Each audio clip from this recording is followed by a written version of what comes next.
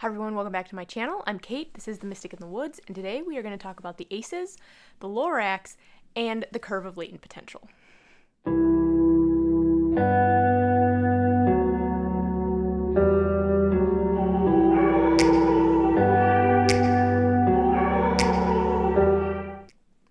So just ignore the hair, it's still wet, but you know, my kid's napping, I don't have time to dry my hair. So, my kid is obsessed with the Lorax right now. Like obsessed. Which means I have seen the entire movie enough times to basically have the whole script memorized. But there's one line at the end that always stands out to me.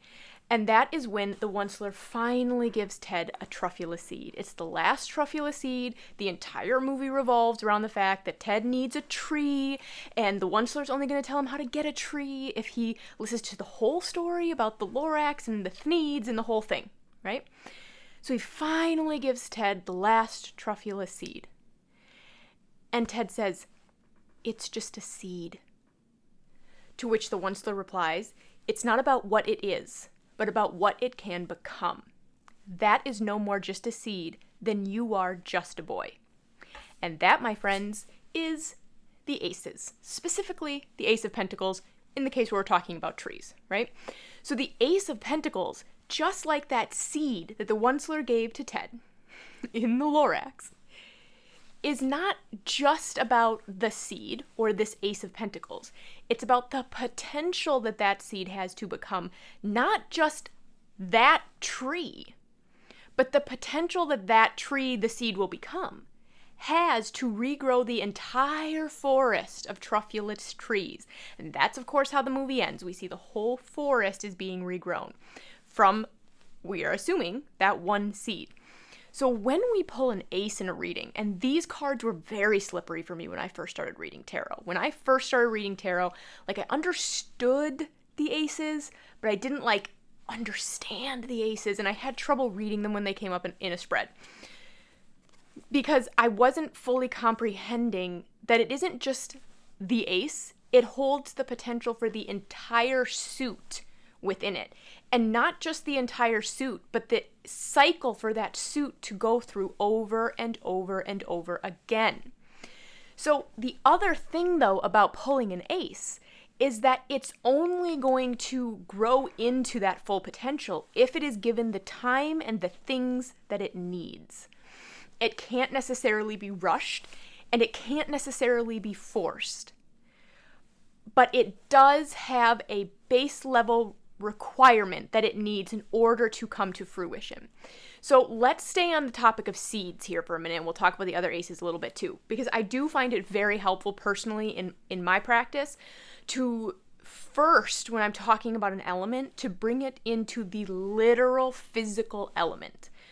And from there go on to, okay, so what does that mean in an association sort of approach, right? So where water can either be literally water or it can be emotions and intuition and dreams and things like this. So let's stick with seeds. We're going to stick with the suit of pentacles first, okay? Stay with me. I have just started my first 2 flats of seeds for the year. Onions and peppers. And onions and peppers both have a specific set of requirements that they need in order to sprout.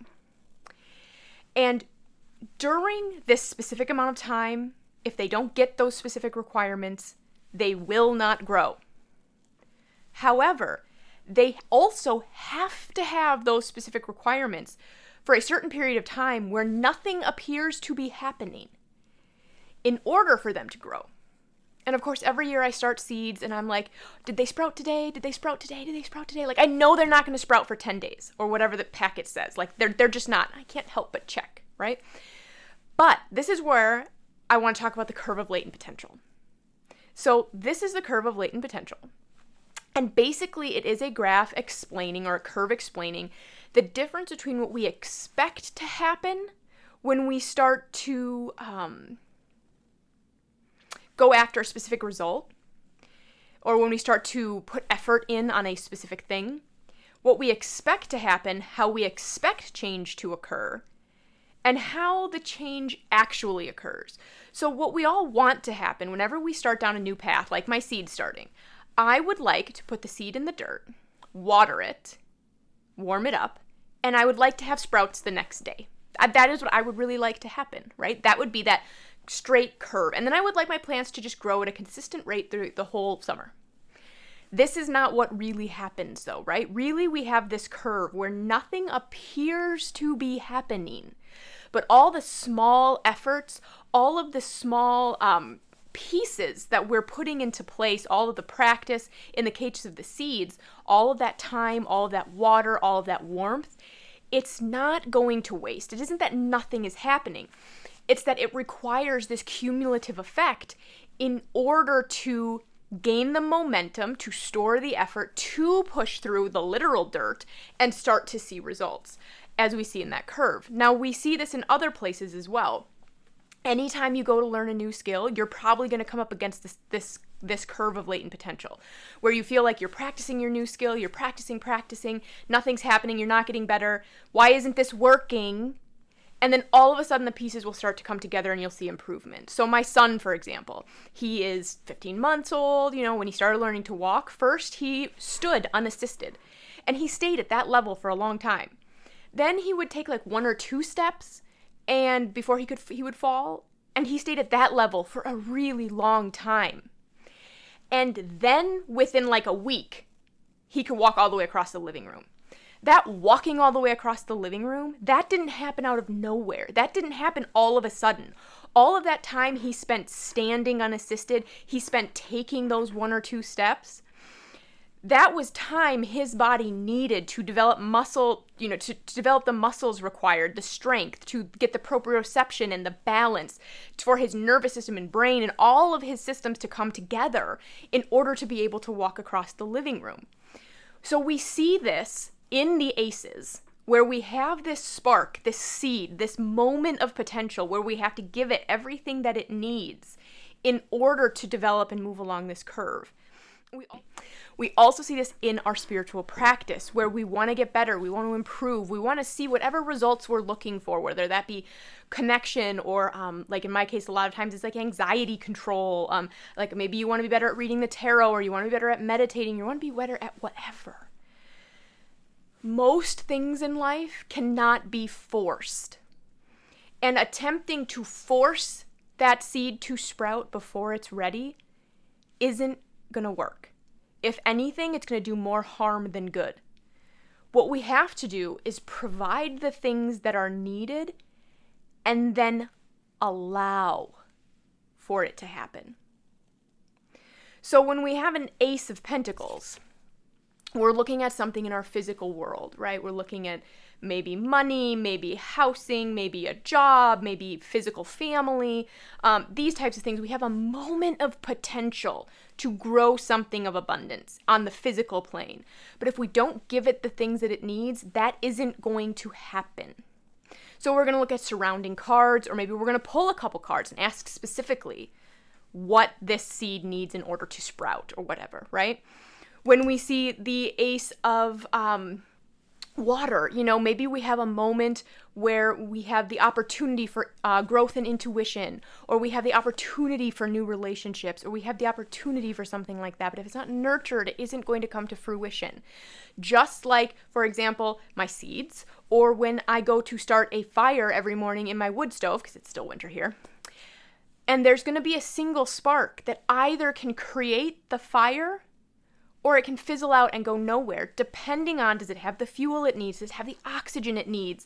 These types of things. If I try to force that fire and I go throw some gasoline in my wood stove, I might light a fire. I also might burn my house down, okay? And then maybe the surrounding forest as well, right?